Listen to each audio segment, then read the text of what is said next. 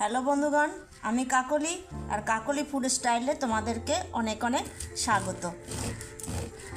আজ হচ্ছে শুক্রবার 21শে মার্চ আর সময় হচ্ছে এখন 6:30। তো আমাদের এখানে বৃহস্পতিবার থেকে প্রচণ্ড বৃষ্টি হচ্ছে, নিম্নচাপের সৃষ্টি হয়েছে, সেজন্য বৃষ্টি হচ্ছে। তো মেয়েরা বলছে যে মা বৃষ্টি পড়ছে, কিছু বানাও। আমি বললাম যে চল দেখি কি বানানো যায়। তো দেখছি যে সবজির ঝাঁপিতে দেখছি এই বাঁধাকপি পড়ে আছে। এখন তো আর বাঁধাকপি খেতে ভালো লাগবে না, এখন চল এই বাঁধাকপি আর এই যে ধনেপাতা, এই ধনেপাতা দিয়ে পকোড়ি বানাবো। তাই ভাবলাম যে তোমাদের সাথেও আমি শেয়ার করি। বাঁধাকপিগুলোকে প্রথমে আমি কুচি কুচি করে যতটা সম্ভব কেটে নিচ্ছি।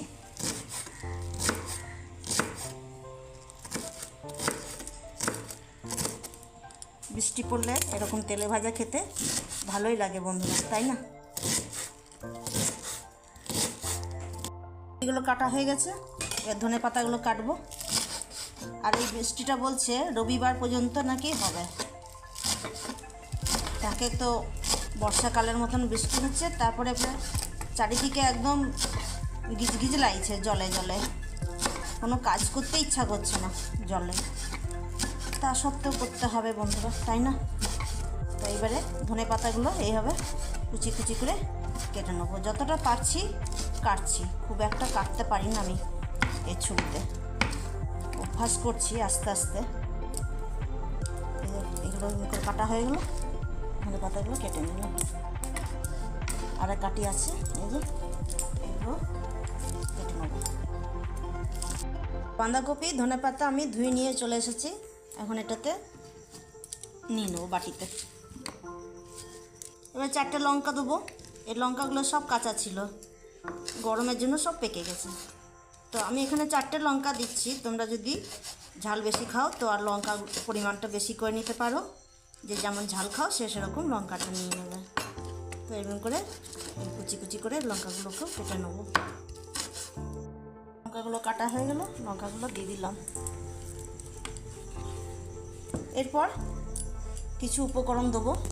দিচ্ছি 1/2 টিস্পুন হলুদ গুঁড়ো, দিয়ে দিচ্ছি 1 টিস্পুন জিরে গুঁড়ো, দিয়ে দিচ্ছি 1/2 টিস্পুন সবজি মশলা গুঁড়ো, 1/2 টিস্পুন জিরে। এটা ম্যাগি মশলা, এই ম্যাগি মশলাটা দিয়ে দেবো। তোমরা চাইলে পেঁয়াজ দিতে পারো এই বাঁধাকপি আর ধনেপাতার সাথে, কিন্তু আমি আজকে পেঁয়াজটা স্কিপ করে গেলাম। পেঁয়াজ দিলে ভালো লাগবে, তার বদলে এই যে ম্যাগি মশলাটা দিচ্ছি, এটা দিলে কিন্তু ভালো লাগবে খেতে। ওই ম্যাগি মশলাটা দিচ্ছি, সেই জন্য আর চাট মশলা দেবো না আমি। এবারে দিয়ে দিচ্ছি বেসন। যতটা বেসন লাগবে ততটাই আমি দিচ্ছি এখন, পরে যদি আবার লাগে তো দেবো আবার। এখন 4 চামচ দিলাম, 4 টেবিল স্পুন।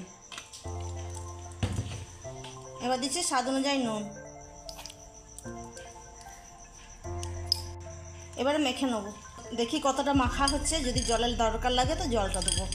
আগে এটা দিয়ে আগে মেখে নিই, কেননা বাঁধাকপিটা ধুয়ে নিয়ে এলাম তো, বাঁধাকপির মধ্যে জল আছে, ওই জন্য দেখি কতটা মাখা হচ্ছে, তারপর জলটা দেবো। তো আর একটু বেসনের দরকার লাগছে, সেজন্য আরও 2 চামচ বেসনটা নিয়ে নিলাম। এবার এটাকে মেখে নেবো। এখনও পর্যন্ত আমি জল দিইনি, অল্প একটুখানি জোয়ান দিচ্ছি বন্ধুরা। দেখো এই যে জোয়ান দিচ্ছি, বাস এটাই হবে বন্ধুরা। আরও 2 চামচ কিন্তু আমি বেসন দিয়েছি, আরও 2 চামচ লাগলো বেসন। মানে প্রথমে দিলাম 4 চামচ, তারপরে দিলাম 2 চামচ, তারপরে দিলাম আরও 2 চামচ, মানে 8 চামচ বেসন দিলাম। এবারে ভালো মাখা হয়েছে, এবার এটাকে ভাজবো।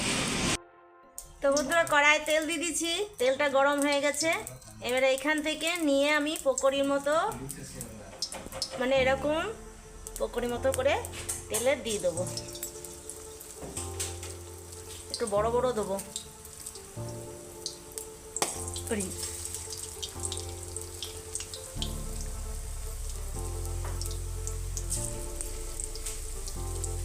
বন্ধুরা, আজকে যদি আমার এই রেসিপিটা তোমাদের ভালো লেগে থাকে তাহলে অবশ্যই কিন্তু লাইক, কমেন্ট, শেয়ার করে দিও। আর পাশে থাকা বেল আইকনটা অবশ্যই প্রেস করে রাখবে। এতে করে আমি যখন নতুন নতুন রেসিপি ভিডিও আপলোড দেবো সবার প্রথমে নোটিফিকেশন তোমাদের কাছে পৌঁছে যাবে। আর যেসব নতুন বন্ধুরা এখনও পর্যন্ত আমার চ্যানেলটাকে সাবস্ক্রাইব করোনি তারা তাড়াতাড়ি করে আমার চ্যানেলটাকে সাবস্ক্রাইব করে দিয়ে আমার বন্ধু হয়ে যেতে পারো। তো দেখো, এখানে আমি দিয়ে দিলাম পকোড়িগুলো। এবার পকোড়িগুলো একটু লাল লাল করে ভেজে নেব। একদিকটা ভাজা হয়ে গেলে পরে উল্টে আমি আর একদিকটা ভেজে নিচ্ছি বন্ধুরা।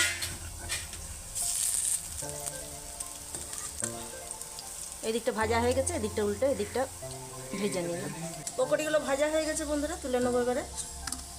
আর এরকমই পকোড়িগুলো আজকে আমি করেছি, মানে বেশি বেসন না দিয়ে, যাতে বাঁধাকপিগুলো মুখে লাগে সেরকম।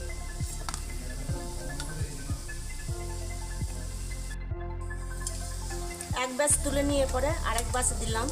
তো এবারে এটাকে উল্টে দেবো। তেলটা ঠান্ডা হয়ে গেছে, সেই জন্য দিকটা ভাজা যায়নি ভালো করে। বাড়িয়ে দিলাম আঁচটা, উল্টে দিচ্ছি একটা একটা করে। চলো এবার এদিকটা ভাজা হয়ে যাবে। এমনি করে সব পকোড়িগুলোকে আমি ভেজে নেব।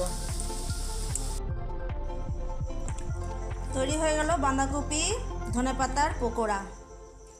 বেশ সুন্দর মুচমুচে হয়েছে। তোমরা ভাবছো হয়তো এতটা মেখে পড়ে এই কটা কেন? আমার আছে না দুটো পেটুক মেয়ে, তো ভাজতে ভাজতে ওরা অর্ধেক খেয়ে নিয়েছে। তো এই কটাই আছে এখন। দেখি এটা খেয়ে।